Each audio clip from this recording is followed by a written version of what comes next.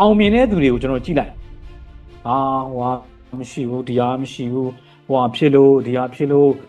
အဲ့ဒါမျိုးသွားတာလုပ်ငန်းရှင်တယောက်အနေနဲ့ကိုယ့်ရဲ့လုပ်ငန်းအောင်မြင်ဖို့ဆိုလို့ရှိရင်နံပါတ်1ဒီ psychology of success အရေးကြီးတယ်အဲ့ psychology of success ရှိဖို့ဆိုလို့ရှိရင်ကျွန်တော် story တွေကိုပြန်ပြောပါနော် business story ရှိတယ် personal story ရှိတယ်ငါဒီလိုလူမျိုးဖြစ်ရမယ်ငါဒီလိုချမ်းသာရမယ်ငါလုပ်ငန်းကတစ်လကိုသိန်းပတ်တစ်ထောင်ဝင်ပြီးတော့မှဘာလုပ်ငန်းတွေလုပ်ရင်းနဲ့ဝန်ထမ်းဘယ်နှစ်ယောက်နဲ့ run နေတဲ့လုပ်ငန်းဒါကျွန်တော်တို့ story တွေကျွန်တော်တို့ရေးပါပြီးရင်ခုနပြောတဲ့ day one mentality နော်နေ့တိုင်းကိုယ့်ရဲ့လုပ်ငန်းမှာကျွန်တော်ခဏပြောတယ်လုပ်ငန်းရှင်တော်တော်များများကအတစ်သေးလေးတွေနဲ့လေပတ်ရင်းနဲ့နေရင်းနဲ့ကျွန်တော်တို့ဘဝရည်မှန်းချက်တွေပျောက်ကုန်ကြတာအဲ့တော့လုပ်ငန်းရှင်အနေနဲ့လည်းကျွန်တော်နံပါတ်1အရေးကြီးတာဒီ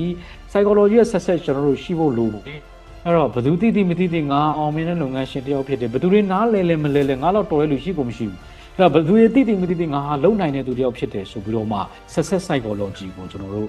ရှိဖို့လိုပါတယ်เนาะဘူးမနေပါနဲ့เนาะအမြဲတမ်းမရှိတာတွေပေါ်မှာ focus လုပ်ရင်းနဲ့ရှိတာတွေကျွန်တော်ပျောက်သွားတာကျွန်တော်မလုပ်ပါနဲ့အဲ့တော့ကိုကလုပ်ငန်းရှင်မဟုတ်သေးလဲရတယ်နော်ကိုကလုပ်ငန်းရှင်မဟုတ်သေးလဲငါဒီလုပ်ငန်းရှင်တယောက်ဖြစ်ရမယ်လုပ်ငန်းရှင်တယောက်ဖြစ်ဖို့အတွက်ငါမွေးဖွားလာတာဖြစ်တယ်ဆိုတဲ့ psychology ရော success ကျွန်တော်တို့ရှိဖို့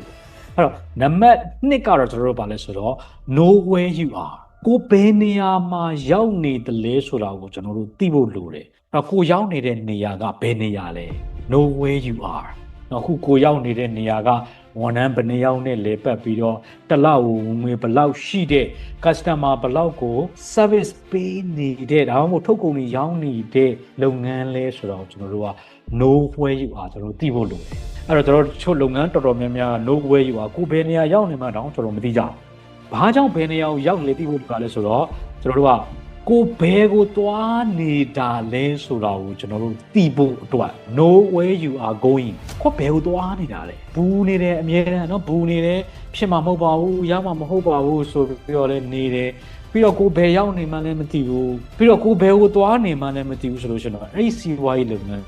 ဘလို့မှအောင်မြင်စရာအကြောင်းကျွန်တော်တို့မရှိဘူးနောက်တစ်ခုတော့ကျွန်တော်လုပ်ငန်းရှင်အနေနဲ့ sales and marketing mastery ဖြစ်ဖို့လိုတယ်ကိုထုတ်ပေးမဲ့သူတွေလည်းရှိတယ်ကိုယုံကြည်တဲ့သူတွေလည်းရှိတယ်ဒါပေမဲ့ sales မလုပ်တတ်ဘူး marketing မှာဆရာတဆူမဖြစ်တဲ့အတွက်ဘာဖြစ်လဲဆိုတော့ကျွန်တော်တို့မှာဆုံးရှုံးမှုတွေကျွန်တော်ဖြစ်ကုန်ပါကိုဘယ်နေရာကိုသွားနေတယ်လဲဆိုတာသိပြီဆိုလို့ရှိရင်ကျွန်တော် sales and marketing mastery ဖြစ်ဖို့လိုတယ် mastery ဆိုတာကျွန်တော်ဆရာတဆူကြားနေဖို့ကျွန်တော်တို့ကလိုတာ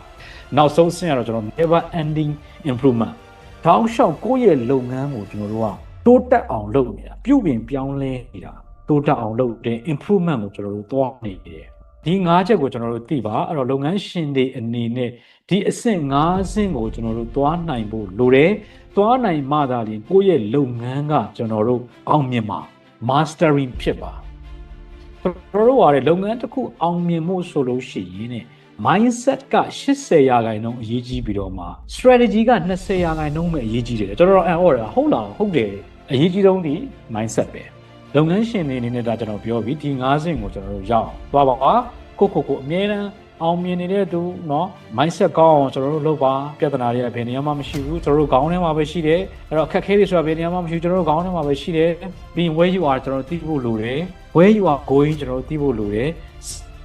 marketing strategy mastery ဖြစ်ဖို့လိုတယ် never prove any အဲ့တော့ဒီကြောင်းအနေကနေပြီးတော့မှအခုဒီဗီဒီယိုကြည့်နေတဲ့ကျွန်တော်လူငယ်တွေမိတ်ဆွေတွေဒီကျိုးတစုံနဲ့ရလိမ့်မယ်လို့ကျွန်တော်မျှော်လင့်ပါတယ်တခုတွေးလိုက်နိုင်မယ်လို့ထင်ပါတယ်အဲ့တော့ကိုယ့်တခုတွေးလိုက်နိုင်တယ်ဆိုလို့ရှိရင်တော့ comment မှာ yes လို့ရေးပြပါဦးဒီဗီဒီယိုဆုံးဖြတ်ကြည့်ပြီးတော့ကျေးဇူးအများကြီးတင်ပါတယ်ကျွန်တော်တို့ကိုညံလင်းအောင်ပါဒီမှာရှိသောနေလေးဖြစ်ပါစေ